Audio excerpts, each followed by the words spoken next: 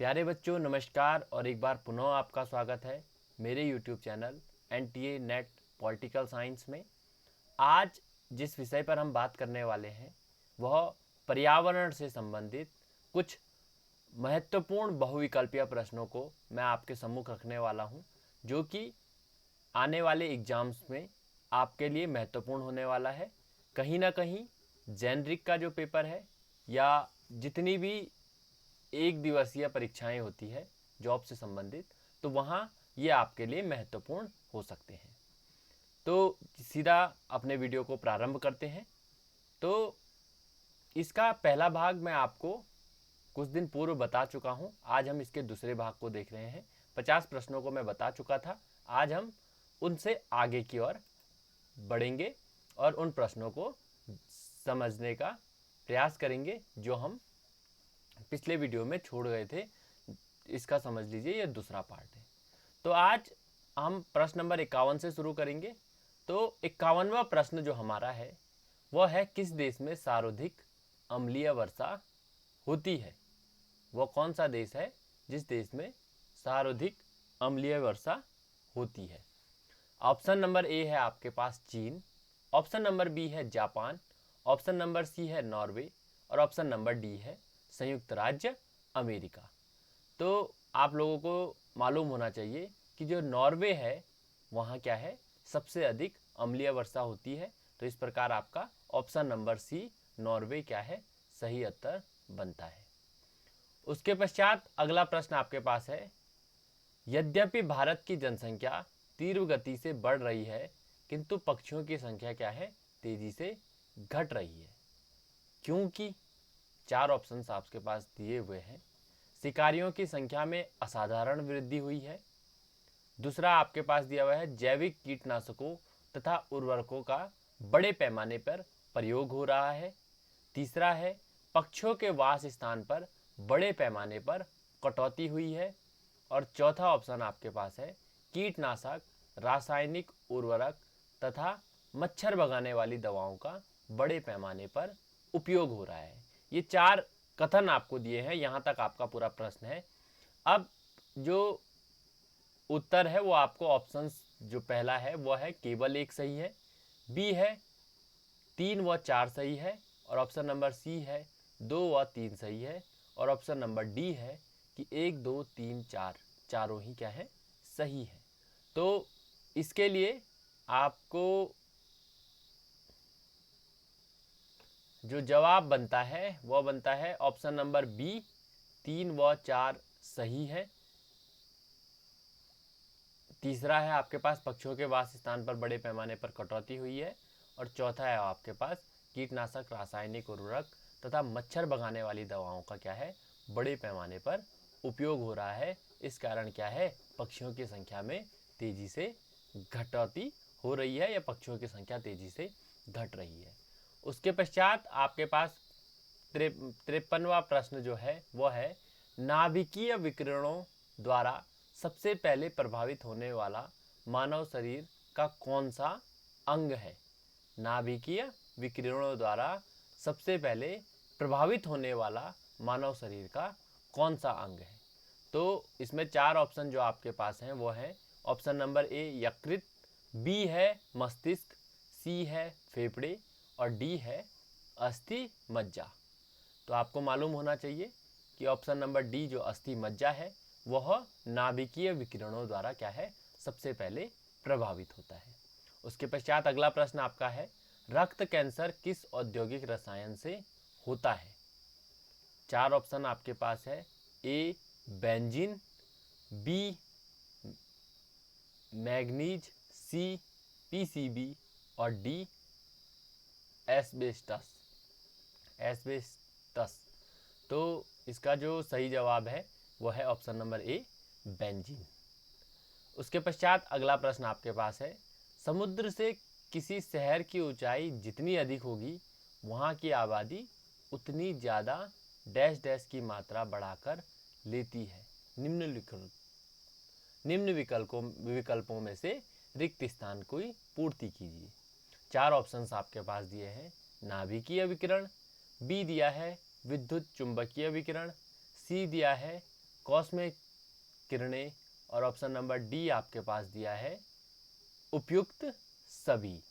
तो जो 55वां प्रश्न आपका है उसका सही उत्तर आपका बनता है ऑप्शन नंबर सी, कॉस्मिक किरणें। समुद्र से किसी शहर की ऊंचाई जितनी अधिक होगी वहाँ की आबादी उतनी ज़्यादा कॉस्मिक किरणों की मात्रा बढ़ा कर लेती है, यह आपको मालूम होना चाहिए। उसके पश्चात अगला प्रश्न आपका है 56वां प्रश्न, अखबार में कौन सा विषैला तत्व होता है? बहुत इंपॉर्टेंट क्वेश्चन है एग्जाम की दृष्टि से। अखबार में कौन सा विषैला तत्व होता है? तो ए है पारा, बी है लेड, सी है मैग्नीज और डी है कैडमियम। तो आपको मालूम होना चाहिए कि अखबार जो है उसमें लेड की मात्रा बहुत अधिक होती है और विषैला तत्व लेड होता है। तो ऑप्शन नंबर बी लेड आपका इसका जवाब बनता है। उसके पश्चात अगला प्रश्न आपके पास है, वातावरण में सर्वाधिक प्रदूषक कौन सी गैस है? 4 ऑप्शन आपके पास है, ब्यूटेन, बी है बेंजीन, सी है मीथेन और डी है आपके पास प्रोपेन। तो आपको मालूम होना चाहिए कि जो मीथेन है वह सर्वाधिक प्रदूषक कौन सी गैस है वातावरण में? तो जो 57वां प्रश्न आपका है उसका ऑप्शन नंबर सी मीथेन आपका सही जवाब बनता है। उसके पश्चात अगला प्रश्न आपके पास है, घर में हानिकारक विकिरण का सबसे बड़ा स्रोत है? ए फैन, बी हीटर, सी रंगीन टीवी और डी ट्यूब रोशनी। तो इसका जो सही जवाब आपका बनेगा वह बनेगा ऑप्शन नंबर सी रंगीन टीवी। उसके पश्चात अगला प्रश्न आपका है, अधोलिखित में से प्रथम श्रेणी का प्रदूषक संकेतक कौन है? ए मधुमक्खी, बी तितली, सी चूर्ण प्रावर यानी कि मोलस्का और डी डेंडिलियन। तो इसका भी आपका सी ऑप्शन चूर्ण प्रवार यानी कि मोलस्का ये सही जवाब बनेगा, प्रथम श्रेणी का प्रदूषक संकेतक है। उसके पश्चात 60वां प्रश्न और अगला प्रश्न आपका है, कौन सा हानिकारक पदार्थ नाभिकीय विस्फोट के बाद लंबे समय तक सक्रिय रहता है? ए ऑप्शन है आपके पास सीजियम 137, बी ऑप्शन है आपके पास स्ट्राशियम 89, सी ऑप्शन है आपके पास प्लूटोनियम 239 और डी ऑप्शन है आपके पास आयोडीन 131। तो इसका भी जो सही जवाब आपका बनेगा वह बनेगा ऑप्शन नंबर सी प्लूटोनियम 239। 61वां प्रश्न आपका है, जीवधारियों का कौन सा वर्ग नाभिकीय विकिरण के प्रति सर्वाधिक संवेदनशील है? इसके जो 4 ऑप्शंस हैं वो है, पहला जल थलचारी, बी ऑप्शन है पक्षी, सी है स्तनपाई और डी है सरीसृप। तो जो 61वां क्वेश्चन है आपका इसका भी ऑप्शन आपका सी सही है, वह है स्तनपाई। उसके पश्चात अगला प्रश्न आपके पास है, निम्नांकित में से कौन सा वृक्ष पारिस्थितिकी आतंकवादी कहा जाता है?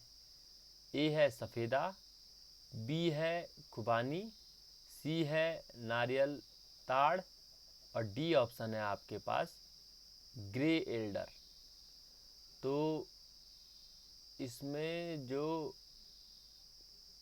ए ऑप्शन है सफ़ेदा वो आपका सही उत्तर होगा। पारिस्थितिकी आतंकवादी सफ़ेदा को, जो सफ़ेदा का वृक्ष होता है उसको पारिस्थितिकी आतंकवादी भी कहा जाता है। उसके पश्चात अगला प्रश्न जो आपका पास है वो है, किस उपग्रह द्वारा ओजोन छिद्र की उपस्थिति दर्ज की गई? 4 ऑप्शन आपके पास है, Nimbus 7, Landsat 3, option number C है गोज, ऑप्शन नंबर डी है टिरोम एन। तो जो इसका सही जवाब होगा आपका वह होगा ऑप्शन नंबर ए निम्बस 7। उसके पश्चात अगला प्रश्न आपके पास है, निम्नलिखित में से किसके कारण वायु प्रदूषण नहीं होता? ऑप्शन नंबर ए है डीजल इंजन, बी है परागकण, ऑप्शन नंबर सी है ताप विद्युत शक्ति केंद्र और ऑप्शन नंबर डी है जल विद्युत शक्ति केंद्र। तो आपको मालूम होना चाहिए कि जो जल विद्युत शक्ति केंद्र है इनके कारण वायु प्रदूषण नहीं होता है। तो इसका जो 64वां प्रश्न आपका है इसका सही उत्तर बनेगा ऑप्शन नंबर डी। उसके पश्चात अगला प्रश्न आपका है, निम्नलिखित में से किस धातु को उत्प्रेरक संपरिवर्तक में उत्प्रेरक के रूप में प्रयोग करते हैं? ऑप्शन नंबर ए है आपके पास प्लेडियम, बी है रेडियम, सी है कॉपर और डी ऑप्शन है आपका आयरन। तो जो इसका सही जवाब होगा आपका वो होगा ऑप्शन नंबर ए प्लेडियम। उसके पश्चात अगला प्रश्न आपका है, ध्वनि प्रदूषण कितनी डेसिबल ध्वनि होने से होता है? बहुत इंपॉर्टेंट क्वेश्चन है एग्जाम की दृष्टि से, कई बार पूछा गया है एग्जाम में। ऑप्शन नंबर ए है आपके पास 50 से 60 डेसिबल, बी है 80 से 90 डेसिबल, सी है आपका 40 से 70 डेसिबल और डी है आपका 20 से 35 डेसिबल। तो इसका जो सही उत्तर आपका बनेगा वो है 80 से 90 डेसिबल। उसके पश्चात अगला प्रश्न आपका है, पराक्सी एसिटिल नाइट्रेट पान मुख्य है? ए स्थल प्रदूषक, बी जल प्रदूषक, सी वायु प्रदूषक और डी ध्वनि प्रदूषक। तो इसका जो सही जवाब है आपका वह है सी वायु प्रदूषक।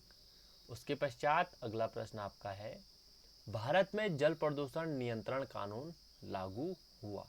बहुत इंपॉर्टेंट क्वेश्चन है एग्जाम की दृष्टि से। ए ऑप्शन है 1968, बी है 1982, सी है 1974 और डी ऑप्शन है आपका 1976। तो जो 68वां प्रश्न आपका है इसका सही उत्तर है सी 1974। उसके पश्चात अगला प्रश्न आपका है, निम्न में से किसे प्राकृतिक प्रदूषक कहते हैं? ए ऑप्शन है धुंध, बी है वायुमंडलीय नाइट्रोजन, सी है जंगल की आग और डी है इनमें से कोई नहीं। तो जो जंगल की आग है इसे प्राकृतिक प्रदूषक कहते हैं, आपको मालूम होना चाहिए। इसलिए इसका जो आंसर बनता है ऑप्शन नंबर सी जंगल की आग। उसके पश्चात अगला प्रश्न आपका है, निम्न में से लाइकेन किसके प्रति अधिक संवेदनशील है? 4 ऑप्शन आपके हैं। ए है सल्फर डाइऑक्साइड, बी है कार्बन मोनोऑक्साइड, सी है नाइट्रोजन डाइऑक्साइड और डी ऑप्शन है आपका ऑक्सीजन। तो इसका जो सही जवाब आपका बनता है वो बनता है option number A sulphur dioxide. उसके पश्चात 71वां प्रश्न आपका है, धुएं से आंखों में जलन पैदा करने वाला होता है? ए ऑप्शन है आपका सल्फर डाइऑक्साइड, बी है पैन यानी कि परऑक्सी एसिटिल नाइट्रेट और सी ऑप्शन है ओजोन और डी ऑप्शन है आपका नाइट्रिक ऑक्साइड। तो जो इसका सही जवाब आपका बनता है वो बनता है option number D nitric oxide. उसके पश्चात अगला प्रश्न आपका है, कोसा में सल्फर डाइऑक्साइड द्वारा प्रभावित होने वाला भाग है? ए है ऑप्शन नंबर ए है केंद्रक, बी है कोसा का झिल्ली तंत्र, ऑप्शन नंबर सी है कोसा भित्ति और ऑप्शन नंबर डी है आपका प्लाज्मोडेस्मेटा। तो इसका जो सही ऑप्शन आपका बनता है वो बनता है ऑप्शन नंबर बी कोसा की झिल्ली तंत्र। उसके पश्चात अगला प्रश्न आपके पास है, निम्नलिखित में से कौन सा रेडियोधर्मी सबसे घातक प्रदूषक है? ए ऑप्शन है SR90, बी ऑप्शन है SR85, सी ऑप्शन है P32 और डी ऑप्शन है इनमें से कोई नहीं। तो इसका सही जवाब आपका जो है वो है ऑप्शन नंबर ए, SR19। अगला प्रश्न आपका है, ओजोन है ऑप्शन नंबर ए प्राथमिक प्रदूषक, ऑप्शन नंबर बी द्वितीय प्रदूषक, और ऑप्शन नंबर सी ए और बी दोनों, और ऑप्शन नंबर डी इनमें से कोई नहीं। तो आपको मालूम होना चाहिए कि ओजोन जो है वो द्वितीयक प्रदूषक में आता है। तो ऑप्शन नंबर बी ओजोन द्वितीयक प्रदूषक आपका सही जवाब होगा। अगला प्रश्न आपका है, निम्नलिखित में से कौन सा मुख्य एरोसॉल प्रदूषक है जो वायुयानों में पाया जाता है? ए ऑप्शन है आपका CO, बी ऑप्शन है आपका CO2, सी ऑप्शन है आपका फ्लोरोकार्बन, और डी है आपका SO2। तो इसका जो सही जवाब आपका बनेगा वह बनेगा ऑप्शन नंबर सी फ्लोरोकार्बन। उसके पश्चात अगला प्रश्न आपका है, निम्नलिखित में से कौन सा प्राथमिक प्रदूषक है? ए ऑप्शन है आपका SO2, बी ऑप्शन है आपका CO, सी है NO2, और डी है उपरोक्त सभी। तो जो सही जवाब आपका बनता है इसका वो बनता है ऑप्शन नंबर डी उपरोक्त सभी। उसके पश्चात अगला प्रश्न आपके पास है, निम्न में से जल की BOD को बढ़ाता है? ए ऑप्शन है शैवाल, बी है मिट्टी, सी है शर्करा मिल के अपशिष्ट, और डी है जलीय पौधे। तो जो आपका सही जवाब बनेगा वह बनेगा ऑप्शन नंबर सी शर्करा मिल के अपशिष्ट। अगला प्रश्न आपका है, मृदा प्रदूषण का सबसे महत्वपूर्ण कारक हो सकता है? बहुत इंपॉर्टेंट क्वेश्चन है। मृदा प्रदूषक का सबसे महत्वपूर्ण कारक हो सकता है? ए है कांच, बी है प्लास्टिक, सी है अपमार्जक, और डी है CO2। तो आप ही बताइए इसका क्या उत्तर हो सकता है। बहुत बार इसके निपटारे के लिए भी बात चलती है। तो मृदा प्रदूषण क्या, ये तो जल प्रदूषण का भी सबसे महत्वपूर्ण कारक बन जाता है। तो इसका जो सही जवाब है वो होगा ऑप्शन नंबर बी प्लास्टिक। उसके पश्चात अगला प्रश्न आपका है, धुंध, कोहरा या जिसे स्मोक भी कहते हैं का निर्माण होता है? ऑप्शन नंबर ए है कोहरे प्लस NO3 से, बी है धुएं प्लस रेडियो एक्टिव पदार्थ से, सी ऑप्शन है धुएं प्लस कोहरे से, और डी ऑप्शन है धुएं प्लस CO2 से। तो इसका सही जवाब क्या होगा? इसका सही जवाब है धुएं प्लस कोहरे से। तो जो 79वां प्रश्न आपका है उसका सही जवाब ऑप्शन नंबर सी धुएं प्लस कोहरे से।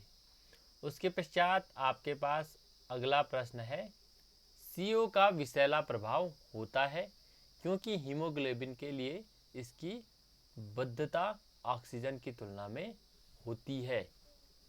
ऑप्शन नंबर ए है 20 गुना अधिक, बी है 250 गुना अधिक, सी है 1000 गुना अधिक, और ऑप्शन नंबर डी है 2 गुना अधिक। तो इसका जो सही जवाब होगा वह है option number B 250 times more, यानी कि 250 गुना अधिक। 81वां प्रश्न आपका है, इसका यानी कि जो 80 प्रश्न है उसका ऑप्शन नंबर बी सही जवाब होगा।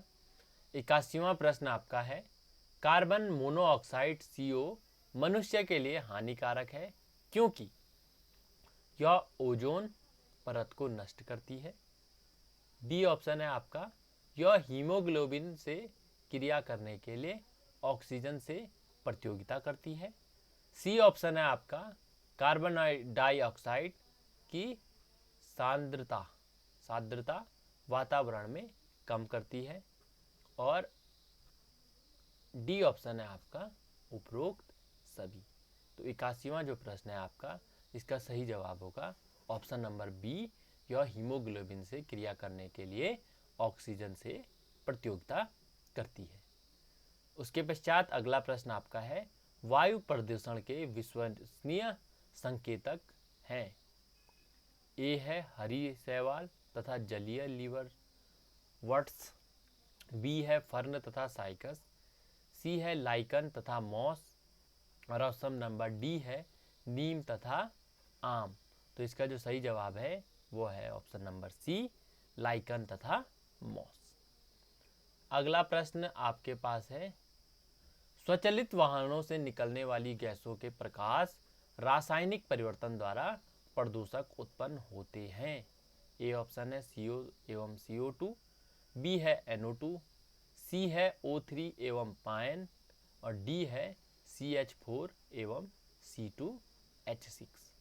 तो इसका जो सही जवाब है आपका वो है ऑप्शन नंबर सी, O3 एवं पैन। ये क्वेश्चन 2 बार आ चुका है।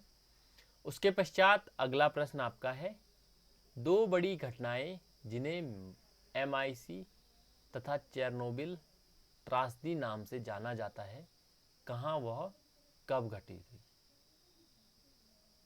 ए है भोपाल 1984 और यूक्रेन 1990, बी है भोपाल 1984 और यूक्रेन 1986, सी है भोपाल 1984 और यूक्रेन 1988, और डी है भोपाल 1986 और रूस 1988।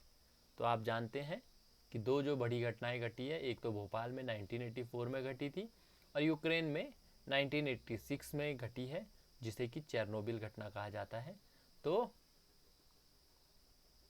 इसका जो सही जवाब बनता है वो बनता है ऑप्शन नंबर बी, भोपाल 1984 और यूक्रेन 1986। 10 प्रश्न और बचे हैं आपके। उसके पश्चात अगला प्रश्न आपका है, DDT की सांद्रता का उच्चतर पोषण स्तरों में बढ़ता संग्रह कहलाता है। ए जैविक आवर्धन, बी जैविक मूल्यांकन, सी जैविक विभव और डी जैविक मान। तो जो सही जवाब आपका बनता है 85वें प्रश्न का वो बनता है ऑप्शन नंबर ए, जैविक आवर्धन। उसके पश्चात अगला प्रश्न आपके पास है, निम्न में से किन्हें वाहितमल उपचार के काम में लाया जाता है? ए नील हरित शैवाल, बी कवक, सी समस्त पौधे और ऑप्शन नंबर डी एक कोशीय हरित शैवाल। तो इस प्रश्न का जवाब भी यही है, ऑप्शन नंबर डी, एक कोशीय हरित शैवाल। अगला प्रश्न आपका है, पृथ्वी पर जीवन के अस्तित्व को सबसे बड़ा भय है?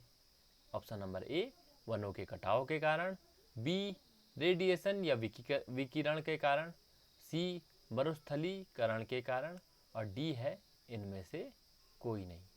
तो सबसे ज़्यादा जो अब पृथ्वी के अस्तित्व को खतरा है वो रेडिएशन विकिरण के कारण है। तो इसका सही जवाब बनता है ऑप्शन नंबर बी, विकिरण। अगला प्रश्न आपका है, निम्न में से कौन सी धातु मानव में विषाक्तता उत्पन्न करती है? ए है जस्ता, बी है सीसा, सी है लोहा और डी है मैग्नीशियम। तो इस प्रश्न का जो जवाब बनता है वो बनता है ऑप्शन नंबर बी, सीसा। उसके पश्चात अगला प्रश्न है, निम्न ग्रीन हाउस गैसों में से ऐसी कौन है जिसके द्वारा ट्रोपोस्फियर में ओजोन प्रदूषण नहीं होता? ए है मीथेन, ये भी इंपॉर्टेंट क्वेश्चन है एग्जाम की दृष्टि से। ए है मीथेन, बी है कार्बन मोनोऑक्साइड, सी है नाइट्रोजन ऑक्साइड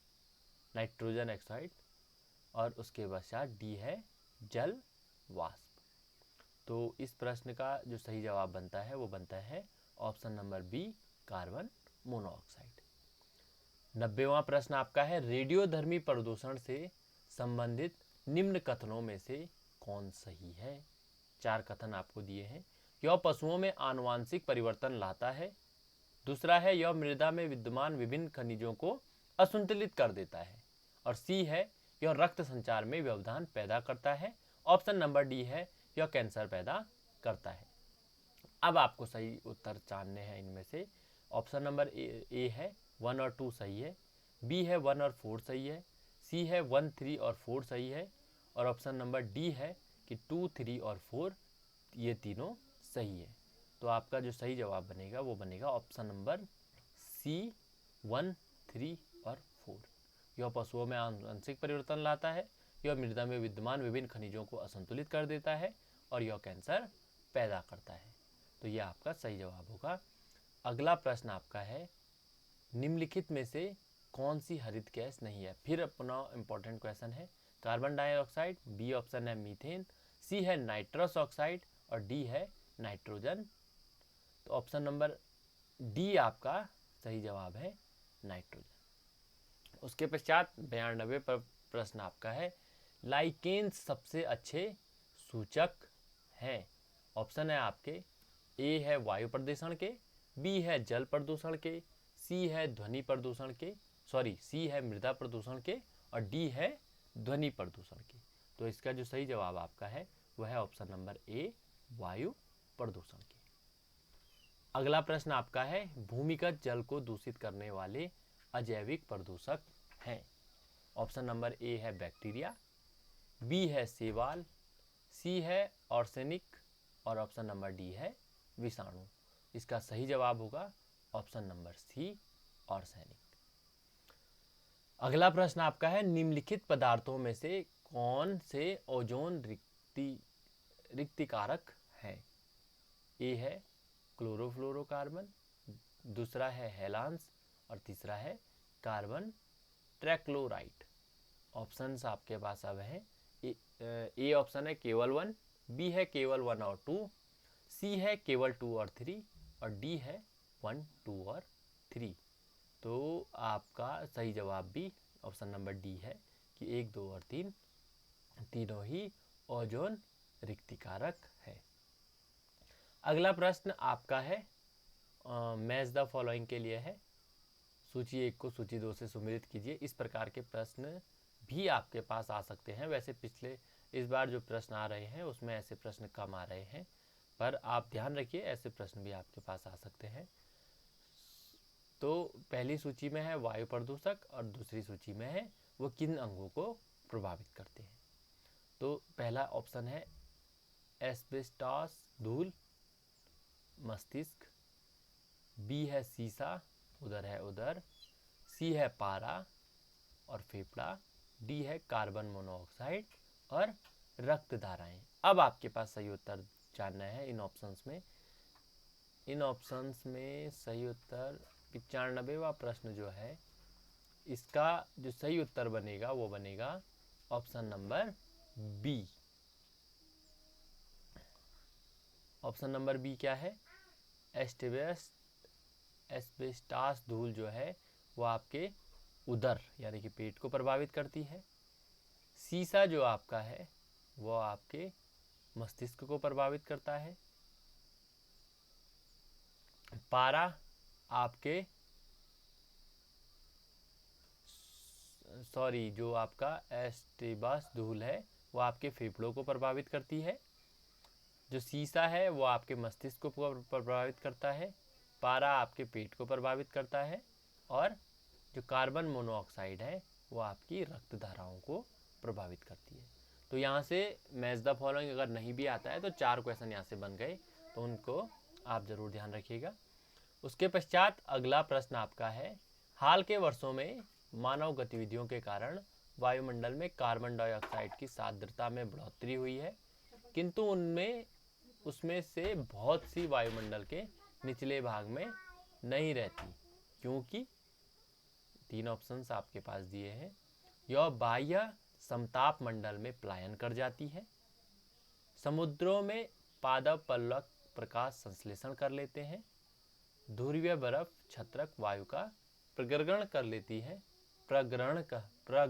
लेती है और इसमें अब आपके पास उत्तर है उपयुक्त में से कौन कौन से कथन सही है। ए है 1 और 2, बी है केवल 2, सी है 2 और 3 और डी है केवल 3। तो इसका जो सही जवाब है वो है ऑप्शन नंबर बी, केवल 2। तो इस प्रकार अब आपके पास ये अम्ल वर्षा से निम्नलिखित देशों में से कौन क्षतिग्रस्त होते हैं। अम्ल वर्षा से निम्नलिखित देशों में से कौन क्षतिग्रस्त होते हैं। कनाडा, फ्रांस, नॉर्वे और जर्मनी। 4 ऑप्शंस, 4 वो दिए हैं ऑप्शंस। अब इसमें ऑप्शंस आप दिए हैं आपके पास सही उत्तर के लिए। ए है 1 और 2, बी है 1 और 3, सी है 2 और 3 और डी है 3 और 4। तो जो सही जवाब आपका होगा वो है ऑप्शन नंबर बी, यानी कि 1 और 3 कनाडा और नॉर्वे, क्योंकि ये जो आपका उत्तरी गोलार्ध है उसके नज़दीक के राष्ट्र है, इसलिए ये सबसे अधिक प्रभावित होते हैं। उसके पश्चात ये उतना महत्वपूर्ण प्रश्न नहीं है, महत्वपूर्ण प्रश्नों को ले लेंगे। निम्नलिखित में से कौन सा वायु प्रदूषण का एक जैव सूचक है? ऑप्शन नंबर ए है फर्न, बी है लाइकेन, सी है मनी प्लांट और ऑप्शन नंबर डी है आपका अमर बेल। तो ये क्वेश्चन भी दोबारा आ चुका है, इसका सही उत्तर है बी, लाइकेन। जलवायु परिवर्तन का कारण है ग्रीन हाउस गैसें, ओजोन परत का क्षरण, प्रदूषण और उपयुक्त सभी। तो आप जानते हैं उपयुक्त सभी इसका आंसर होगा। उसके पश्चात अंतिम प्रश्न को ले लेते हैं। किस स्तर डेसिबल में से अधिक की ध्वनि खतरनाक ध्वनि प्रदूषण कहलाता है? किस स्तर की डेसिबल में से अधिक ध्वनि खतरनाक ध्वनि प्रदूषण कहलाता है? ए है 30 डेसिबल, बी है 40 डेसिबल, सी है 60 डेसिबल और डी है 80 होना चाहिए, 8 लिखा है इन्होंने। तो इसका सही जवाब भी क्या है? 80 डेसिबल से अधिक। तो ये भी पुनः दोहराया गया है। तो इस प्रकार जो आपका पर्यावरण टॉपिक है उससे जो महत्वपूर्ण प्रश्न हो सकते हैं, वैसे मैंने सभी के उत्तर बताए हैं, किंतु अगर आपको उत्तरमाला देखनी है तो इस उत्तरमाला को आप यहाँ पे देख सकते हैं। और मुझे उम्मीद है कि अगर आप लोग इतने प्रश्नों को पढ़ते हैं तो कहीं ना कहीं आपके लिए महत्वपूर्ण और मददगार हो सकते हैं आपकी आगे आने वाली एग्जामिनेशन के लिए। और आपको लगता है कि ये सच में आपके लिए मददगार हो सकते हैं तो अपने मित्रों को भी इसे अवश्य शेयर करें, ताकि वो भी इसका लाभ ले सके और कहीं ना कहीं यह उनके लिए भी मददगार हो। आप लोगों ने मुझे सुना, आप लोगों का बहुत बहुत धन्यवाद।